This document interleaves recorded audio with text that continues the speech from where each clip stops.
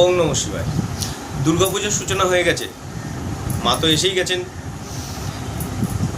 কিন্তু জীবনের বাধা কিছুতেই কাটছে না।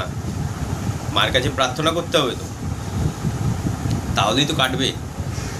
কি করবেন এই বাধা কাটাতে গেলে জীবনের, এবং অপরচুনিটিস জীবনে যাতে নতুন করে আসে তার জন্য কি করবেন? এই নবরাত্রিতে বা দুর্গাপুজোর সময় আপনি বাড়ির সাউথ বা সাউথ ইস্ট ডাইরেকশন দিকটা কিন্তু মাথায় রাখবেন, সাউথ বা সাউথ ইস্ট ডাইরেকশন। এখানে ঘিয়ের অখণ্ড প্রদীপ জ্বালান। দেখুন আপনার জীবনের ব্লকেজ কিভাবে খুলে যায় এবং নতুন নতুন অপরচুনিটিস কিভাবে আসে। জানাতে ভুলবেন না। ভালো থাকবেন, সুস্থ থাকবেন। ওম নমঃ শিবায়।